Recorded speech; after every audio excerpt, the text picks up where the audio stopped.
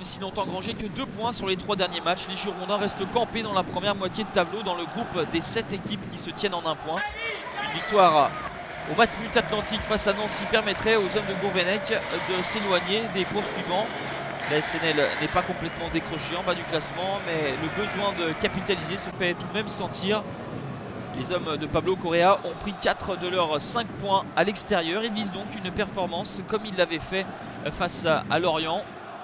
Et ce sont les Bordelais qui vont avoir la première opportunité, le corner de Malcolm.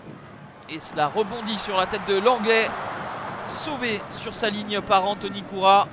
Tout proche d'encaisser un but casquette, les Nancéens.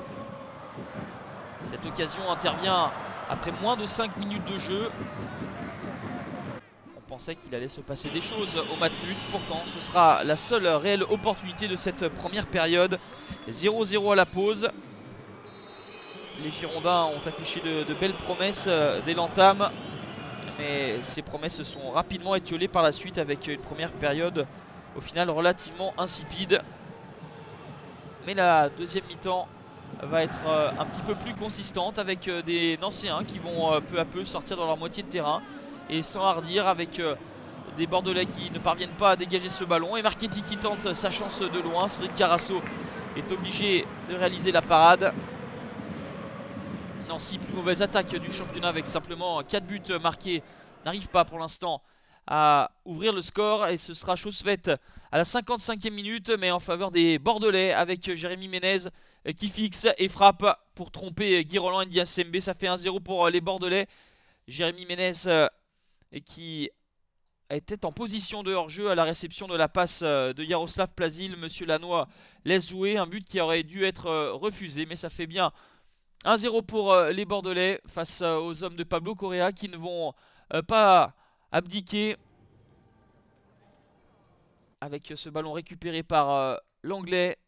La transmission à destination d'Anthony Koura qui prend de vitesse palois. Une frappe quelque peu écrasée mais de la réussite pour l'ancien attaquant nîmois. Le ballon ricoche sur les 2 montants de Cédric Carasso avant de franchir complètement la ligne. Ça fait un but partout à un quart d'heure de la fin. Premier but de la saison pour Anthony Koura. Pas forcément satisfait Jocelyn Gourvenec de ce résultat.